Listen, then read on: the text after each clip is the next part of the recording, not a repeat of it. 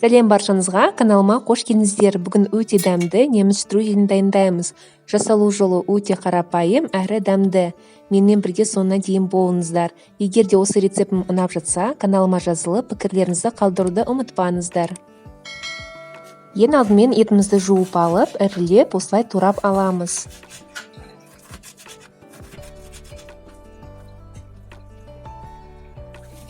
Келесі кезекте көкөністерімізді жуып, тазартып, осылай ірілеп турап аламыз.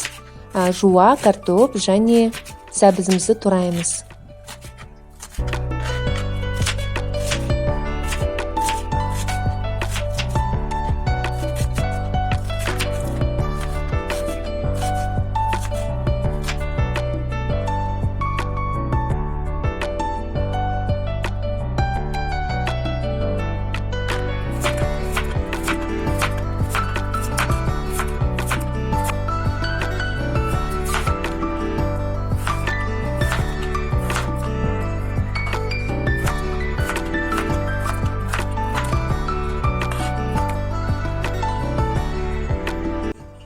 Міне осылай дайындап турап алғаннан кейін біз қамырымызды илей бастаймыз. Ұнымызға бір жұмыртқаны жарып, жылы суымызға тұз қосып, жайлап қамырымызды илей бастаймыз. Жұп-жұмсақ қамыр болуы тиіс. Осы рецептің толық мөлшерін описанияда қалдырып кетемін. Бәрін дайындап алғаннан соң қазанымызға отқа қойып, майды қыздырып, етімізді қуыра бастаймыз.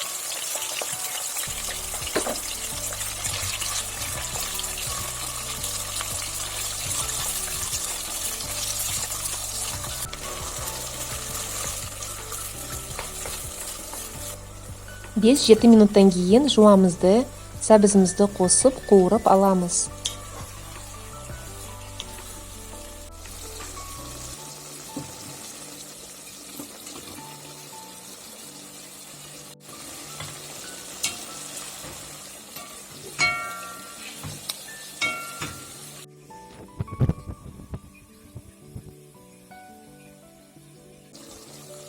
Осылай етіміз жартылай піскеннен соң үстіне картоплымызды саламыз.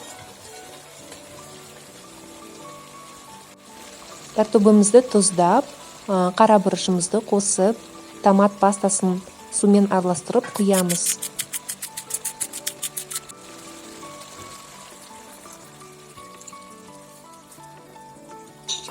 Үстіне тағы да сәл суымызды құйып, қақпағын жауып, жартылай картоплымыз піскенше дейін құямыз.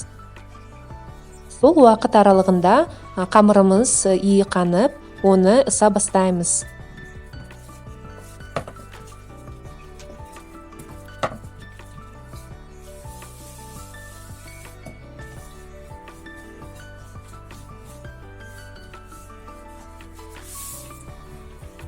Қамырымыз дайын болғаннан соң үстіне сұйық майымызды құйып, жақсылап бүкіл жеріне жауып қоямыз.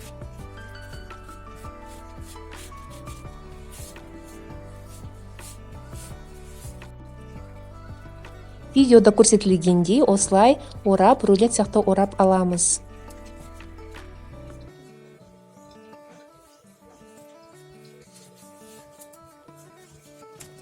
Қамырымызды орап алғаннан соң осындай өте үлкен емес бөлшектерге бөліп аламыз.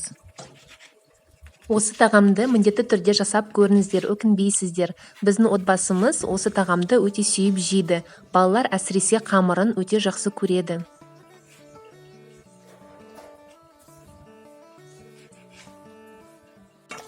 Міне достар, картоплымыз жартылай пісті. Енді оның үстіне қамырымызды орналастырамыз.